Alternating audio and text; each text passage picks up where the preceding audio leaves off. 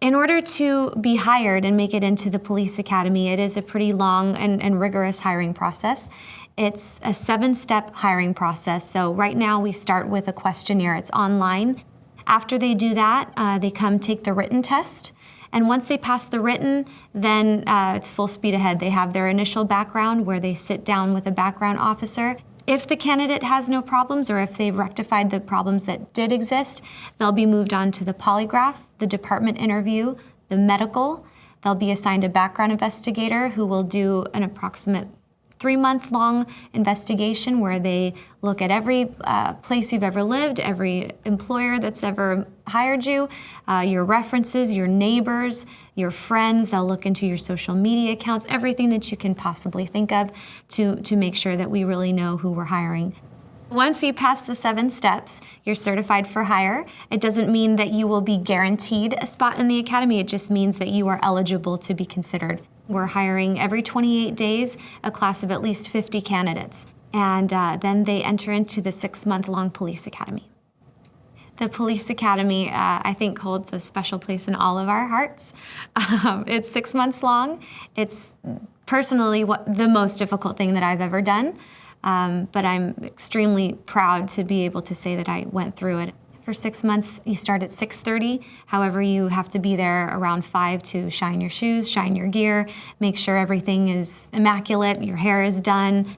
You finish the day around 2:30, but most of the class will stay after for study halls. After that, you graduate, hopefully, after your 6 months. I mean, it's pretty rigorous. You have PT, it's a lot of running, a lot of push-ups and sit-ups. So we really urge our candidates to be physically fit, and not just, yes, I can run a mile without stopping, but this is really, really difficult. So that's a big portion of the academy.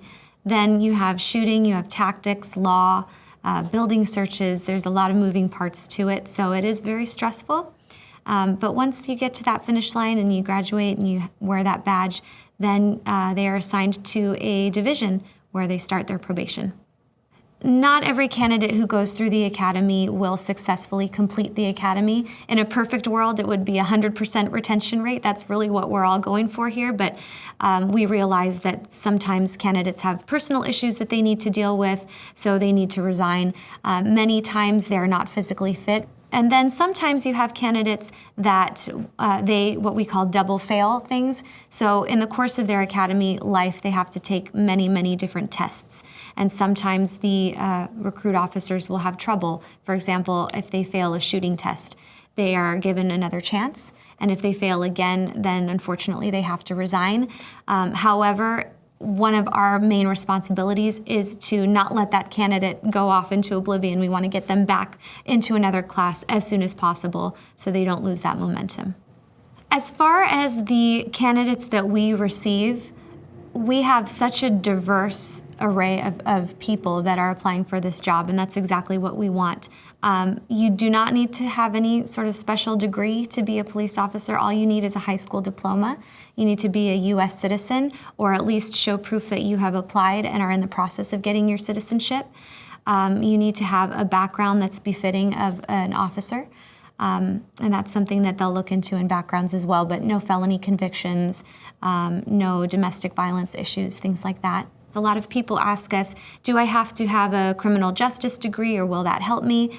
And my answer to that is it will never hurt. But if you're waiting to get a degree to apply, I would just urge the candidate to go ahead and apply because the department offers tuition reimbursement. So if they would like to pursue that later in their career, that's available to them as well.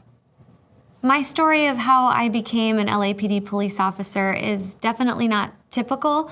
I started working as a professional actress and singer when I was 7 years old.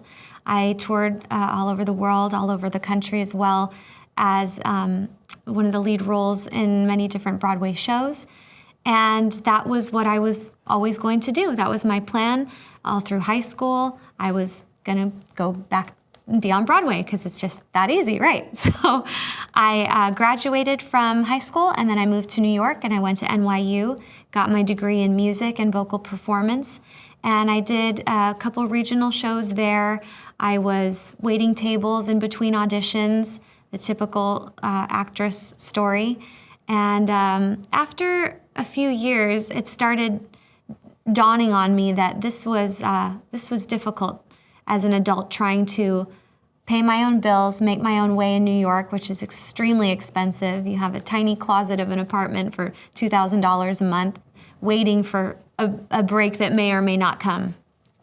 And I just had to do some soul searching, and I thought, I'm not willing to spend my whole life waiting for something that's not a sure bet. I wanted something more. I wanted a career that really fulfilled me. Yes, I love singing. Yes, I love acting. It's a huge part of who I was, but I wanted it to be fun, and it was starting not to be fun because I was stressing over how I was going to pay the rent. So I moved back to California. My father was an LAPD officer for 34 years. He just retired on Tuesday, actually. And I talked to him about what I was feeling, and I said, I don't know what to do. All I've ever done is sing and act. And so he threw the idea out there. He said, well, you could always be a cop.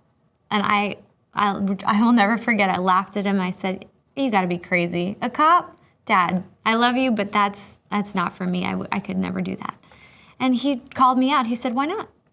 And I said, well, I don't know. I'm just not police officer material. They'd never take me. And he said, why not? And I said, well, I don't have any military experience. You don't need that. Then I started thinking about it, and he said, look, I looked it up. There's a recruitment seminar next week. Just go check it out. I'll take you out to dinner. If it's not for you, it's not for you. So I said, all right, I'm getting dinner out of it. I'll go to the recruitment seminar. So I went, and I remember there were blue balloons up, and they had coffee and pastries. I thought, oh, this isn't so bad. And then I sat down, and I listened to a sergeant speak. It was a female sergeant who's actually now my supervisor, small world. She was speaking about her story, and she had been a professional fitness model. Her background was very similar to mine. She had never dreamed that she would be a police officer. And I found myself seeing a lot of me in her, and I thought, wow, that's really impressive. I was looking at her uniform. I was looking at how happy she was to be a police officer. She was talking about how stable her life was. She always knew when her paycheck was coming. She was talking about her kids, how she's so happy to be able to provide for them, to take vacations if she wants to still do her fitness career if she wants to. And I thought, wow, well, maybe I could do that and still do my singing. And this does sound like a really cool job. This is an exciting career. They showed us videos of foot pursuits and getting the bad guy and investigations, working with your partner. And I thought, I want to do that. So I took the written exam. I got hired relatively quickly. And before I knew it, I was in the police academy.